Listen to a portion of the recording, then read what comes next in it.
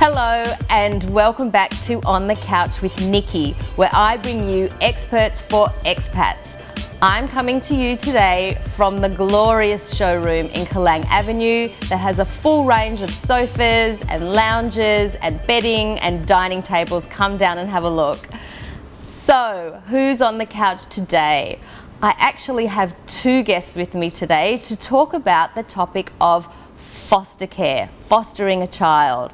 I have Cheryl from Sanctuary Care, the organisation that facilitates that process, and I also have a lady named Roma who went through the process herself to tell us a bit about her journey. Cheryl, Roma, thank you so much for coming on the couch today.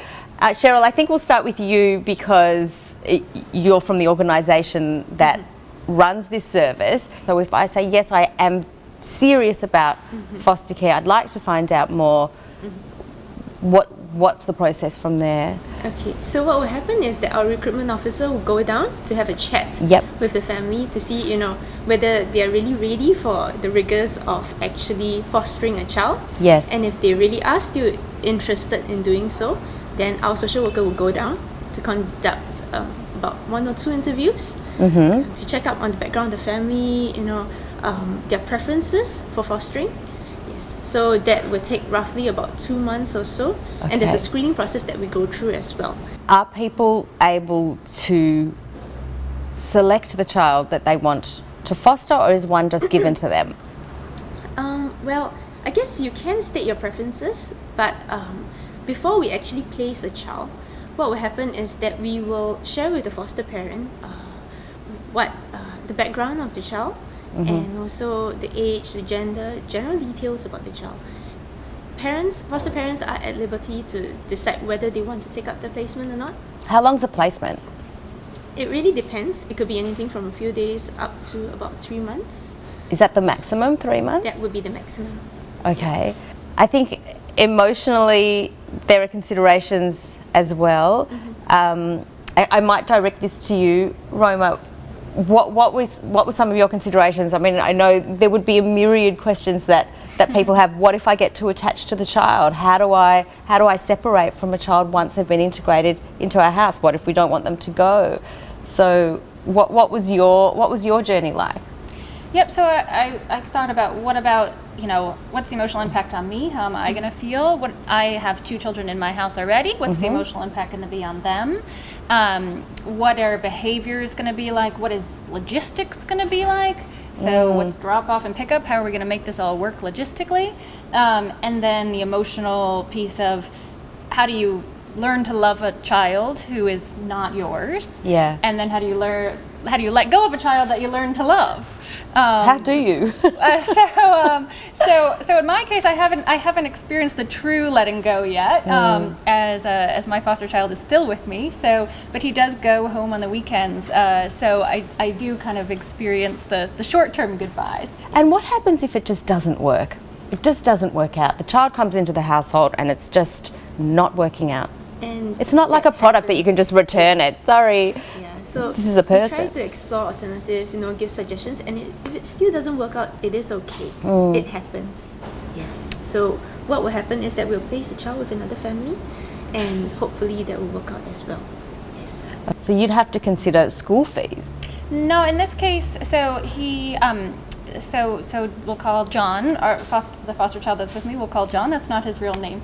So John is already enrolled in school. So he attends school, and he's Singaporean children, he already was in school. He's already in school. And I work full time. So you asked, one of the criteria that I placed was that I can only accept children who have a schooling situation or a daycare. Okay. So, you really, as a foster parent, you make clear what you can and can't handle. Oh, okay. So it's kind of a two-way street. You can say, listen, this is the way we live, this is what we're doing. The child needs to fit into this criteria. Yeah, so in my case, my older daughter is 7, and she is what I describe as an alpha dog.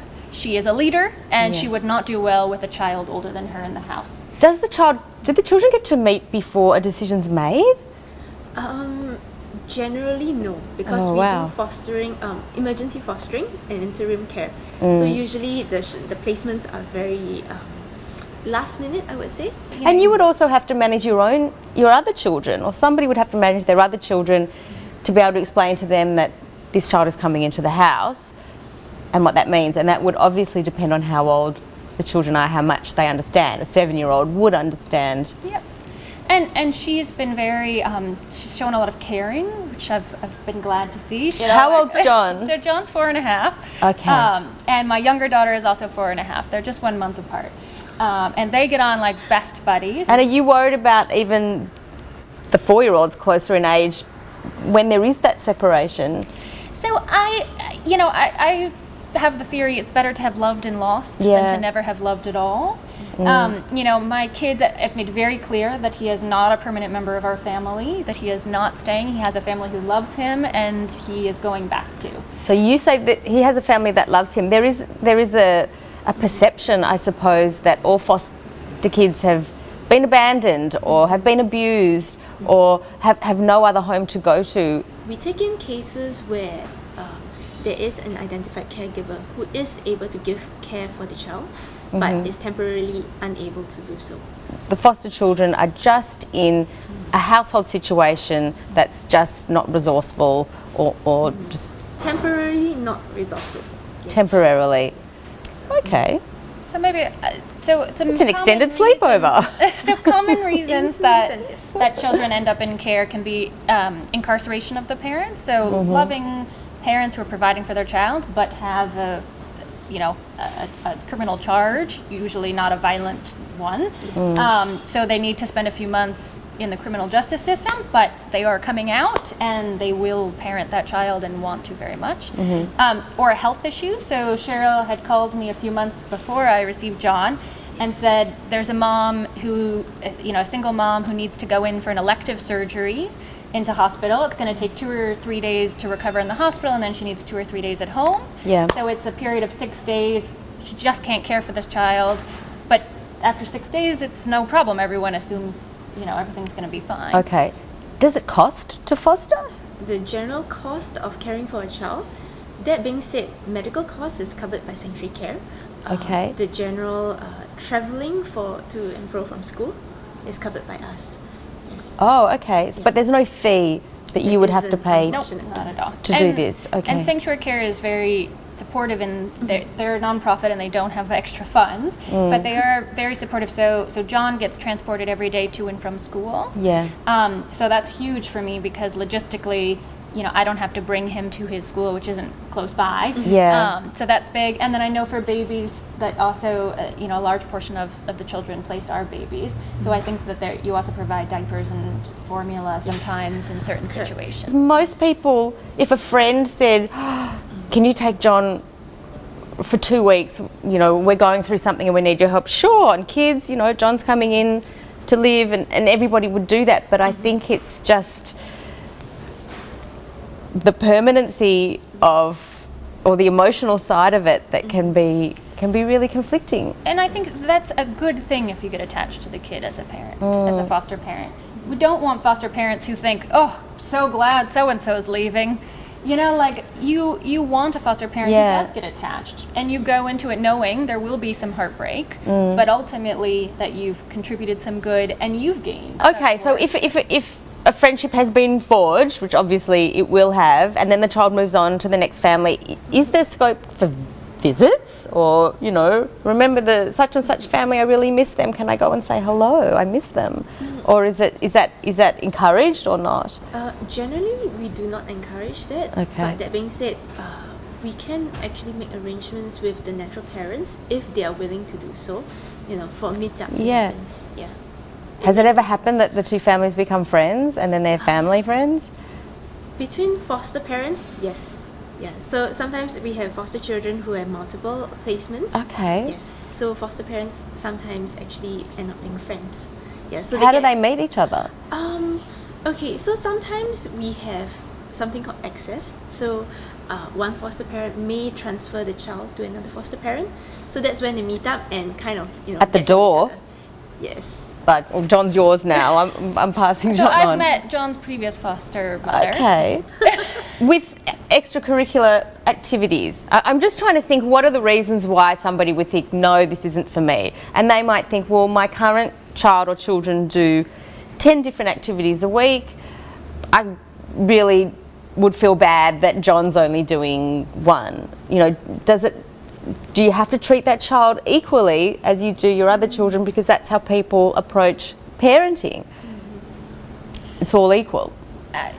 I think, I mean, so I have an older child in gymnastics, and John comes to gymnastics and you know, sits and plays on the steps and watches some iPad, and so yeah, I mean, I don't think he's But feeling he's slighted. 4, right? so that's a bit different if you had two 10-year-olds and one's coming to watch the gymnastics and the soccer and the tennis and the swimming. So I would, I mean, for me, I would, if time permitted, I would enroll, if you know, if it was possible to put him in, I would enroll him, because you don't want a kid to feel like I am the one left out. Okay, so how often will Roma get a placement? If she says, I'm available whenever you want, and then John comes, John goes, then when's the next phone call? Well, it's hard to say really. It could be tomorrow. On average. Yes. I would say she would get 2 to 3 phone calls a month if she's not having any foster child with her right now. Okay, It really so depends on what you're open to. So, will you take siblings? Will you? What age range? Will you take babies? If you take babies, you need, do you have childcare, or are you available all day? Will you take a child who's home all day? So, the wider your criteria as a foster parent, then the more children that they can place. siblings can, if Yes. there are That's a siblings, can you huge take need. 2? Can you take 3? Yes. Wow. That happens as well. So in the course of a 12-month period, Roma could essentially perhaps have 30 different children coming through. Well, I think once you agree to take a child, then you'd have that child for a month or something. But she's saying it could be a few days that you have. Yes. So a few days, and then there's another one. It's like a And you know what? I would say I need a rest. yeah. So you can say that. You can say I can't Yeah. or we're away for Yes. 6 weeks. Holidays. Can the foster child travel with the family on an aeroplane? Yes, they can. With the natural parents' consent, yes, they can. Okay. Yeah. Language barriers. Can all the children speak fluent English? Generally, they can. But we do have some who maybe aren't so fluent in English, they're better in Chinese, in which case we'll try to match them up with parents who actually speak predominantly Chinese. Okay. Yeah. And how many children do you have in your pool of children, and how many families are on hand for you? Is that kind of matching up? Right now, we have 12 active foster parents in the foster pool. Cases come in as and when. So sometimes we 12 parents. Yes. Only 12. Yes, That's not 12 very many. parents. We really do need more foster Wow. parents. Yes. Okay. And how many children on average would need placing in a month? Generally, we have about 8 children at any one time who are in need of placements. So it can be babies all the way up to about 10 years old. Wow. And what happens when you don't have any families to send children to? What happens to those children? So when that situation arises, then we will have no choice but to refer them to MSF. Yeah. So that Wow. is not the ideal situation at all. Wow, it's so interesting, because I know that there are so many people out there that if they knew that there's a child in need would say, I'll take the baby, for 3 or 4 weeks or days or whatever. So I know there's a lot of you out there thinking, wow, I can do this. This is definitely doable, and I'd like to be able to help these children. And I think of it as if I, like you said earlier, if I knew my friend needed someone to watch their kid for a few weeks. So I had a friend actually who was here. She was an expat single mom. She had to go away for 2 weeks for work, and I took her daughter for 2 weeks just as my kids knew each other at school. Yeah. But what if she hadn't had me? So I think of it as providing that service, but it's not a person. This is a person I just happen to not have met. The temporary part of it, I know, might even ease people's concerns about it, because I think a lot of the barriers that people face is the long-term emotional connection, but perhaps if it's just a bit less, that would sort of facilitate that process and make it a little bit easier.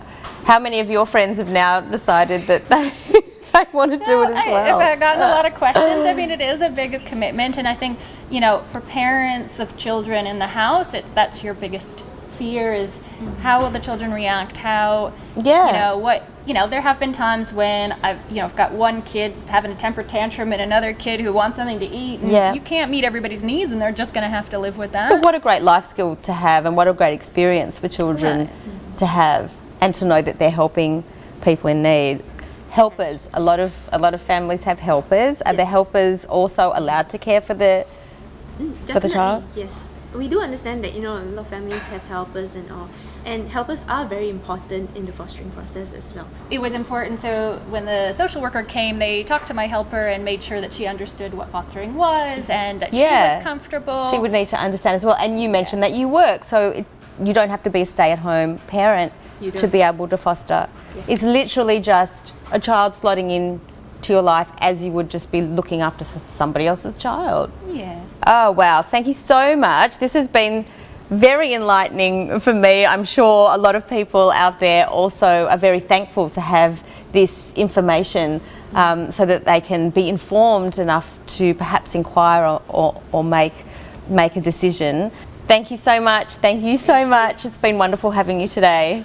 Wow, what an intriguing topic. I hope that many of you have learnt a lot about the fostering process. I know I have. If you're interested in finding out more, please contact Sanctuary Care at sanctuarycare.org. Thank you to King Living for having me in your glorious showroom, and I'll see you next time on my couch. Thanks, everyone.